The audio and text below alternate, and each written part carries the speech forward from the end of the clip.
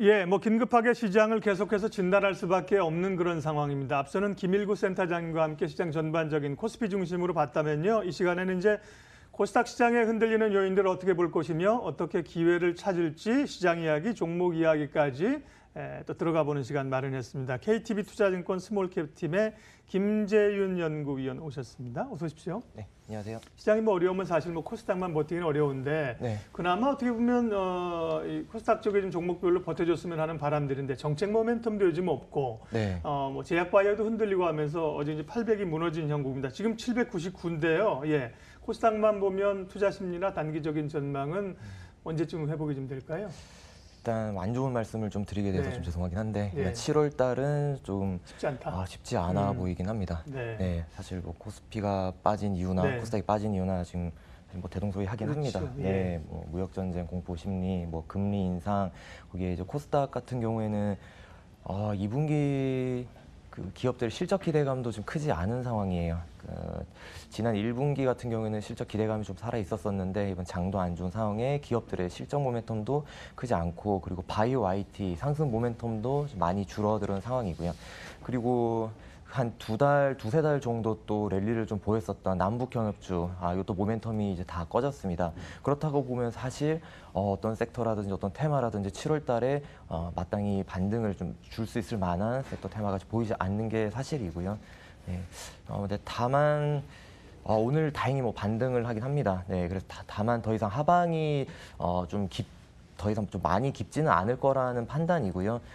일단 올해 초에 그 코스닥 랠리를 760 정도부터 시작한 걸로 제가 기억을 하는데 네. 그 밑으로는 좀 빠지기는 좀 힘들지 않을까. 왜냐면은 기업들의 그 이익 수준 자체가 작년 대비 올해 더 늘어난 건 사실이고 올해 연초보다 지금 더 올라오고 있는 건 사실이기 때문에 그 이하로는 조금 하방은 좀 받치고 있는 상황이다라고 판단하고 있습니다. 코스닥의 기업들이 코스피의 대기업들을 사실 실적으로 압도하기는 구조적으로 어려운 상황이고요. 네. 이제 아쉬운 것은 정부의 어떤 정책적인 모멘텀으로 사실은 코스닥에 좀 불이 붙은 거 아닙니까? 그런 네. 것들 실제 좀 이어지면서 성과를 좀 내면하는 바람들인데 그런 게 좀 말씀하신 것처럼 좀 단절된 지금 느낌들을 갖습니다. 당분간은 뭐 코스닥도 보수적인 접근이 필요하다는 말씀이시고요.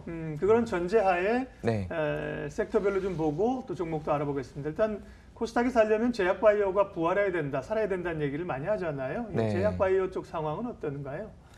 사실 제약바이오가 전통적으로 이제 6월이 지나면은 모멘텀을 많이 잃는 게 사실이고요. 그래요? 예. 네, 왜냐하면 6월 달에 6월 초에 이제 아스코, 네. 그게 이미 끝났습니다. 그 기점 이후로 제약바이오주의 주가 흐름이 지금 좋지 않은 상황이고요.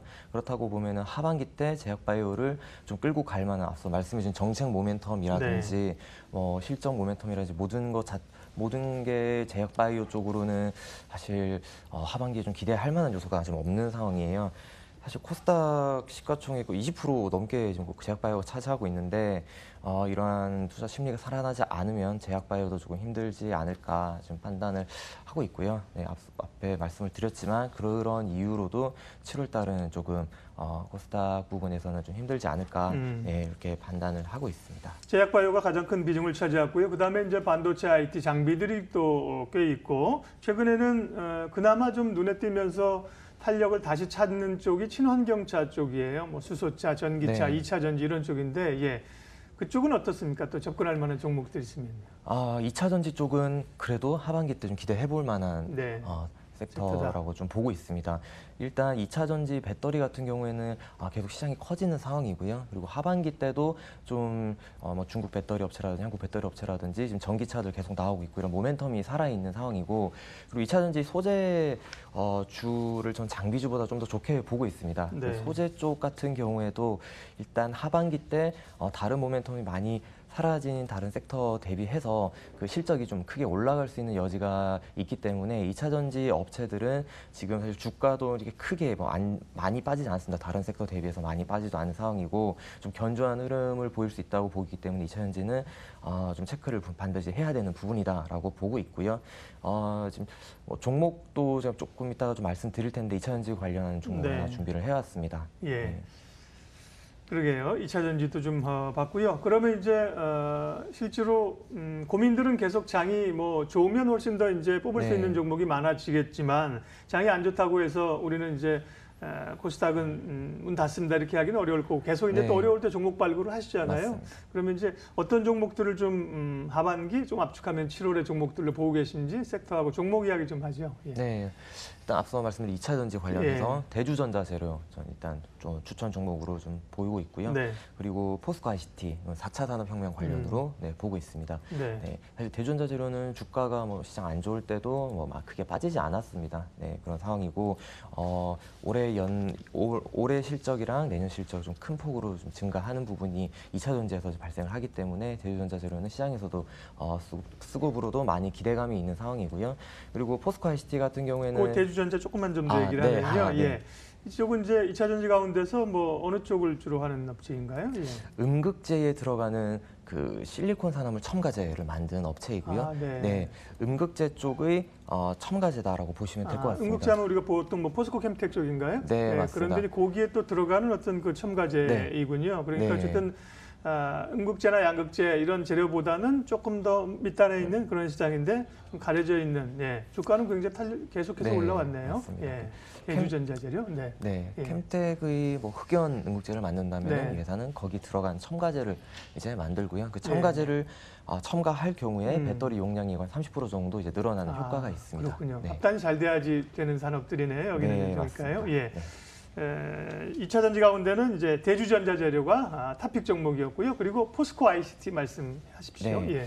포스코 ICT는 제가 이제 하반기 때 4차 산업혁명 관련해가지고 좀 정책 모멘텀 좀 반드시 있을 거라고 좀 보고 있습니다. 네. 네, 근데 사실 코스닥 시가총액 상위 한 100개 정도 종목을 추려보면은 대부분이 바이오 IT이고요.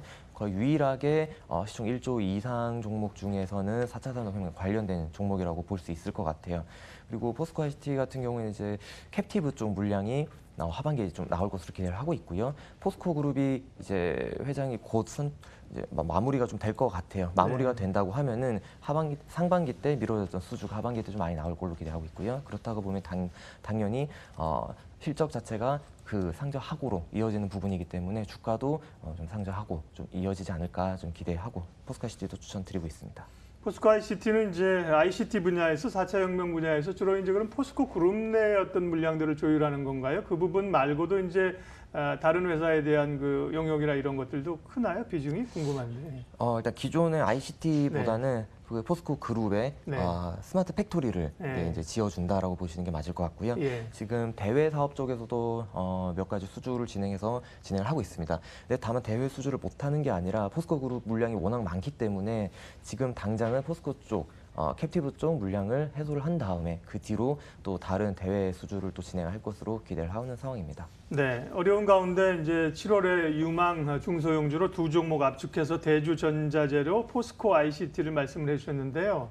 시간도 좀 있고 두 종목만 하니까 조금 아쉬운 바가 있어서 이 두 종목은 핵심적으로 기억하고 있고요. 그 밖에 좀 섹터나 혹은 또 종목들 조금만 더 언급해 주실 수 있으면 좋겠는데. 네, 일단 종목 말씀드리기 전에 네네. 저도 지금 여러 종목들을 좀 찾아보는 네. 상황인데요. 오히려 시장이 좀 많이 빠져 있고 종목들도 좀 많이 빠져 있기 때문에 이런 시기에 좀 많이 빠져 있는 그러니까 낙폭 과대 종목들을 사라고 말씀을 못 드리겠습니다만 그렇지만 지금 많이 빠져 있는 낙폭 과대 종목들을 지금 많이 좀 선정을 좀 해두시고 그다음에 좀 스터디를 좀 많이 한 상황에서 뭐 주가라는 게 사실 뭐 악재가 왔다가도 또 가는 것이고 주가도 빠졌다가 또 오르는 거잖아요. 그렇죠. 네, 그런다고 보면은 오히려 지금 낙폭 과대 종목들을 좀 소팅을 많이 해놓고 찾아놓는다면은 다시 약재가 지나가고 주가가 다시 올라갈 수 있을 때, 코스닥이 다시 반등을 할 수 있을 때 우리 그때 다시 들어갈 수 있는 기회가 되지 않을까라고 생각을 하고 있고요. 네, 그런 관점에서 좀 주가 지금 회사 펀더멘탈이 기반이 되는 종목들 중에 좀 많이 낙폭 과대 있는 종목들을 좀 픽을 해야 되는 상황이다라고 저는 쇼핑 리스트를 보고 좀 있습니다. 만들어 놓자는 말씀이신데 네, 그런 맞습니다. 측면에서 최근에 관심 있는 미디어나 엔터주 같은 경우는 어때요? 예. 미디어 엔터 쪽도 좀 괜찮다고 생각을 하고 있습니다. 네. 근데 사실 뭐 어디를 픽을 할 만큼 다 네. 같이 빠졌기 때문에 네, 네. 네, 미디어 엔터 중에서도 좀 오히려 조금 규모가 좀 되는 네. 네, 좀 시가총액이 좀 큰 1조 이상 정도 되는 그런 종목들을 좀 선정을 해두시면은 나중에 하반기 때 좀 반등 국면에서 좀 수익을 창출할 수 있지 알겠습니다. 않을까. 네, 예, 보겠습니다. 준비해 오신 종목 대주전자라고 포스코 ICT가 있었는데 괜히 다른 종목을 좀 여쭤봐서 그것보다는 거기에 대한 답변은 예, 종목 공부를 좀 해놓자. 네. 쇼핑 리스트에 괜찮은 종목들을 좀 담아놓고 기회가 올 때 픽업하면 좋겠다는 말씀으로 가름을 하셨습니다. 예, KTB 투자증권 스몰캡팀의 김재윤 연구위원 함께했습니다. 고맙습니다. 네, 감사합니다. 지수는 어떻게 됐나요? 예, 코스피 약세 전환했어요. 그러게요. 반등폭이 좀 약했다고 말씀드렸는데 약보합으로 돌아섰고 코스닥도 상승폭이 줄어든 상황들이어서 예, 오늘도 만만치 않은 부담을 가지고 시작을 했고 출발을 합니다. 출발 마켓은 오늘 순서는 여기까지 하겠습니다. 어려운 가운데 좋은 판단, 좋은 투자하십시오. 고맙습니다.